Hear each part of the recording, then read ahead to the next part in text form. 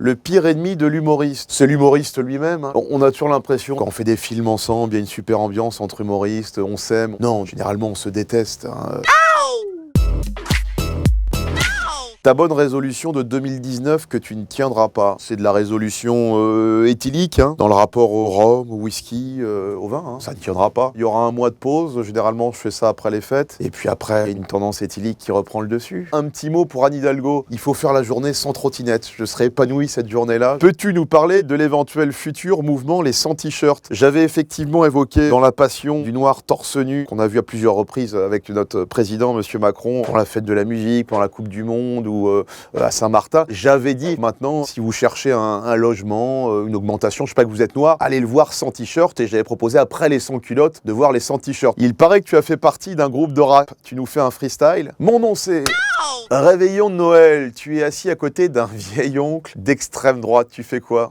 Mais t'es chiant, tonton, t'es chiant de tout le temps m'appeler Bamboula, tu sais que j'ai grandi depuis quand même. C'est quoi le plus important, baisser le prix des carburants ou réduire la pollution? Ni l'un ni l'autre, on a été trop loin dans la société de l'hyperconsommation. La seule réponse possible maintenant pour sauver l'homme, c'est une troisième guerre mondiale, et tout ira mieux. Le film de Noël que tu pourrais voir 100 fois, c'est arrivé près de chez vous évidemment, notamment la scène où il y a Benoît Poelvoorde et ses acolytes donc qui font tourner une femme devant son mari qui regarde le pauvre, et ensuite ils éventrent les deux. On le regarde à chaque fois en famille, les enfants rient beaucoup, ils adorent. C'est aussi ça la magie de Noël. En vrai, t'as plus rien à perdre. Plus rien à perdre, c'était surtout pour le jeu de mots en fait, hein, voilà, où là, il y a des gens qui me disent pourquoi tu traces pas la tête. D'abord parce que je préfère ressembler à Tsonga qu'à Guy Georges, et ensuite parce que j'ai fait toute une pub sur cette affiche, sur cette calvitie.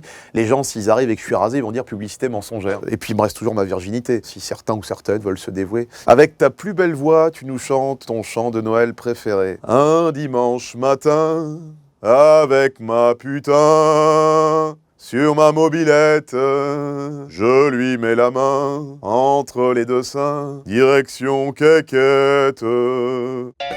Ciao.